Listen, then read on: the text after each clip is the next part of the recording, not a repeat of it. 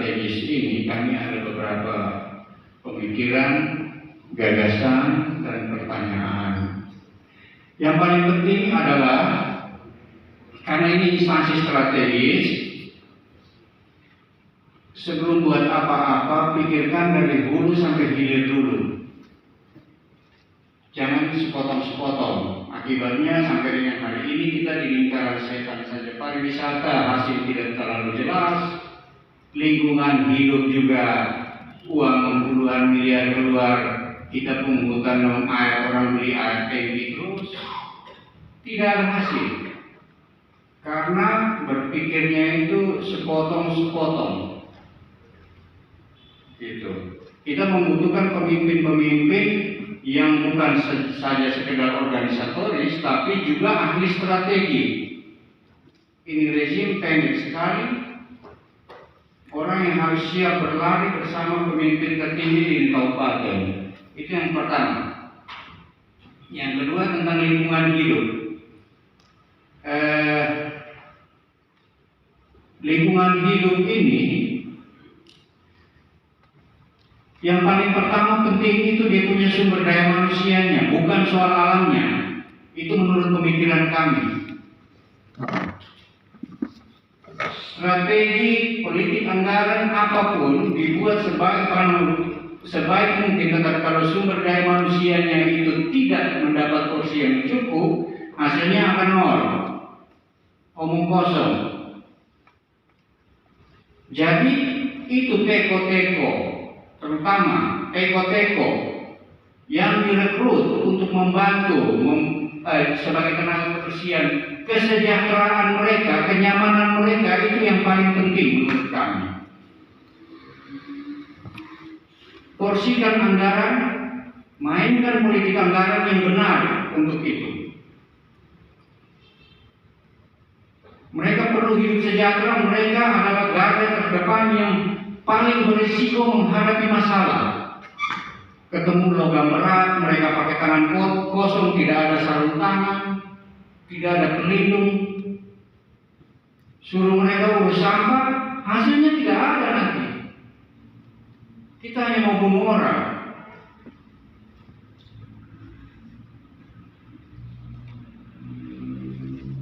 Itu tentang pengelolaan sampah. Kemudian harus ada aturan yang tegas, kebijakan yang tegas sekali, terutama untuk penghasil sampah dalam kota ini. Itu pedagang-pedagang itu. Kalau bisa dalam pengizin itu diperhatikan, dibikin jelas. Saluran semua dompet saya habis di dalam kota. Ini kita bicara operasional saja, kita tidak usah bicara terlalu ini. Gitu. Kami meminta supaya kalau bisa rezim yang sekarang ini itu betul-betul memperhatikan ini dan memberikan satu tindakan yang tegas. Pak Bupati sudah yakin dan kami akan dukung full 100%. Tidak mau kompromi. Kita harus segera selesaikan ini barang. Tata kota, lingkungan hidup, pariwisata, PUPR, semua harus turun bersama-sama menyelesaikan ini persoalan sampah. Karena ini dampaknya besar sekali untuk masa depan kita dan anak-anak kita di kemudian hari. Kita akan kalah bersaing kalau kita sendiri hidup tidak sehat. Nah, yang kedua dukungan fasilitas untuk lingkungan hidup. Yang ketiga adalah begini. Kita punya hutan, tempat-tempat kita di atas sana, kita tidak ngomong yang di bawah sini. Di atas itu segundul semua. Habis itu dalam kota. Nah, kalau kita sibuk ngomong hanya bantaran Talau, kita hanya sibuk ngomong soal ini yang di daerah hilir, sementara di hulu sana tidak segera diatasi, 5-10 tahun lagi seroja yang lebih jahat akan datang di kita. Ini perlu pemikiran, jadi perlu satu konsep, satu rencana, satu kertas kerja yang paripurna.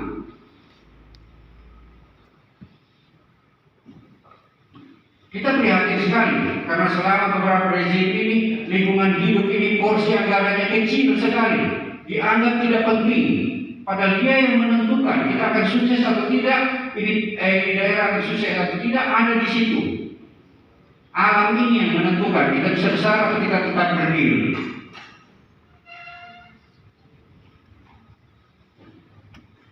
Libatkan Romo Sictus, libatkan Romo Yoris kalau mau bicara, mau susun konsep, susun rencana. Ini orang-orang pemerhati yang betul-betul praktisi. Jangan sok pintar sendiri-sendiri terus memisahkan diri, bikin rencana sendiri, ini atur sendiri. Minta selalu evaluasi, selalu minta masukan pada orang-orang yang punya hati. Pak Frans Tanjung puluhan tahun berinisiatif sendiri, coba, tapi memang tidak mampu kalau kita tidak kerjasama, percuma. Gitu. Mudah-mudahan di dalam kesempatan yang baik begini, inisiatif yang bagus macam begini itu disambut dengan baik oleh bapak-bapak kepala OPD ini dengan cara yang siap dan betul-betul ini. Begitu. Ini peluang kita untuk memperbaiki keadaan. Itu catatan kecil. Dan kami dari Komunitas Melo Hijau dengan inisiatif sendiri itu bersedia untuk bekerja sama. Kami siap menyumbang pikiran gratis. Kapan saja diundang kami siap. Kami di dalam komunitas itu ada banyak orang pintar, banyak praktisi, ada juga investor mungkin. Yang kalau buka mulut saja mungkin sedikit-sedikit tidak banyak tapi bisa kita bikin. Membantu pemerintah, membantu daerah Belu ini. Kami siap. Yang kira-kira seperti itu pertanyaan saya untuk lingkungan hidup. Sudah sejauh mana itu pemanfaatan itu tempat pembuangan, tempat kumpul sampah sementara di Pasar Baru yang pakai CCTV itu. Kita juga heran masa tempat sampah di CCTV. Untuk apa beli CCTV pasang di situ? Saya kembali ingatkan di Pak Bupati punya penyampaian tadi, jangan sampai setiap program itu orientasinya ke proyek. Tidak ada manfaat, buang-buang uang. Tidak laku.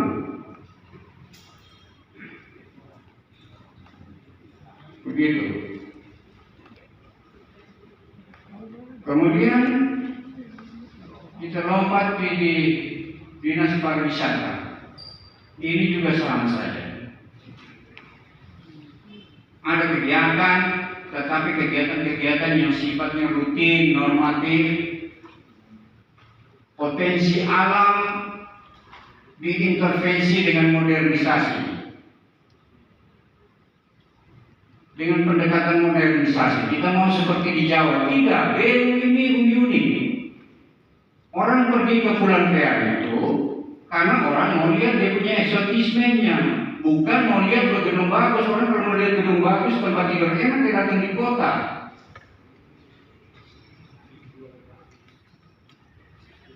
Area Pulau Fair itu tidak usah dibikin apa-apa. Orang di situ karena memang tidak ada apa-apa kalau orang di situ. Kalau dia ada apa-apa mungkin orang tidak pergi di situ. Listrik tidak ada, air tidak ada, kamu bangun gazebo, apa itu? Buat apa di situ? Tidak efektif. Berdayakan desa, rakyat masyarakat desa itu pakai dana desa, dong siapkan tenda-tenda, orang mau camping, orang sewa di camping, ekonomi hidup di situ.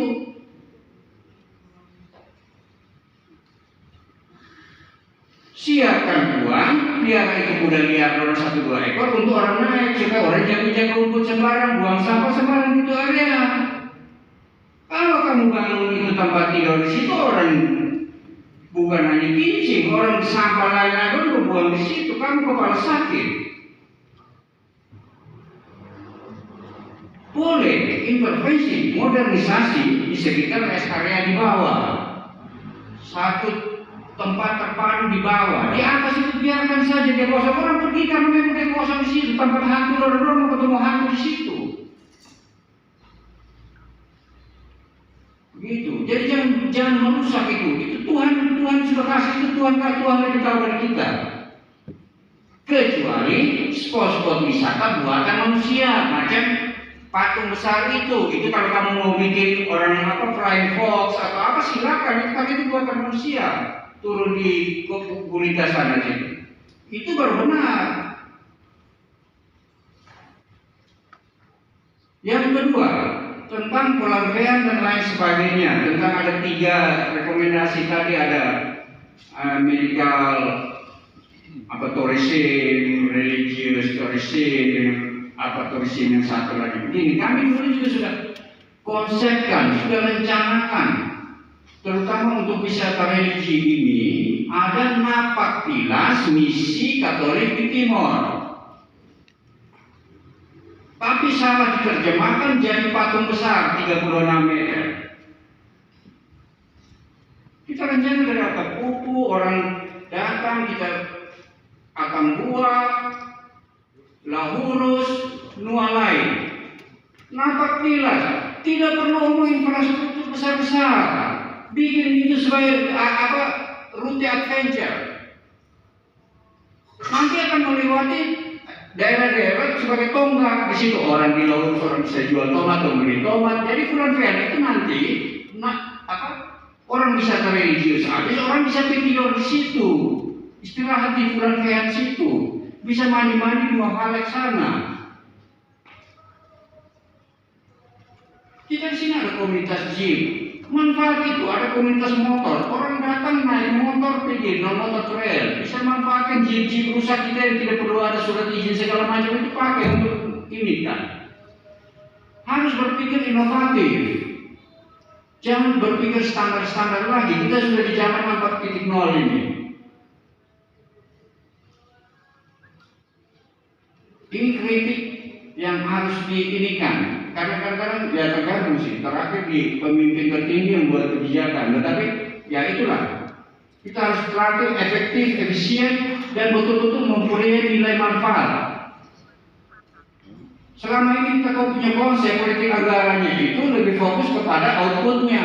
Bagaimana serapan anggaran itu banyak-banyak supaya nanti di neraca akhir nol. Tetapi itu tidak pernah memikirkan dia punya outcome. Hasilnya jangka panjang 10 tahun, 5 tahun, 10 tahun, 25 tahun ini ada untuk masyarakat atau tidak. Yang penting kita habiskan uang. Nah ini yang kami sebagai, kalau bilang pemerhati itu tidak pemerhati juga, cuma kami sering lihat-lihat.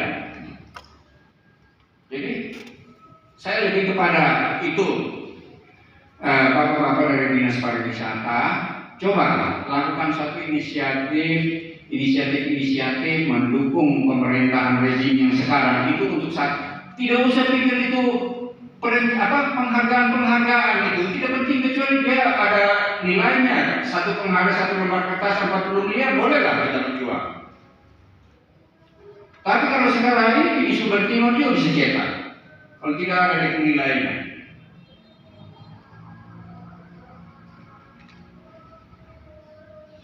Harus inovasi. Inovatif itu penting sekali. Itu jadi ukuran untuk bisa memimpin satu organisasi, satu unit kerja. Mari kita sama-sama saling dukung. Kami bisa menyumbang pemikiran, kalau perlu sedikit-sedikit juga kami bisa.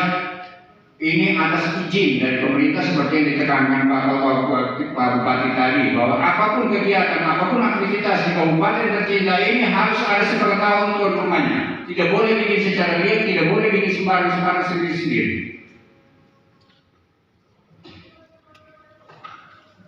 Yang terakhir, ada beberapa permintaan dari teman-teman kami dari Belu Hijau. Kebetulan saya dan Pak Frans Tanjung ini diundang juga untuk ikut. Yang pertama itu dari Bapak-Bapak desa kan setuju dengan Bapak Lingkungan Hidup, kalau bisa setiap desa itu dikeluarkan aturan supaya memanfaatkan dana desa untuk membuat hutan desa.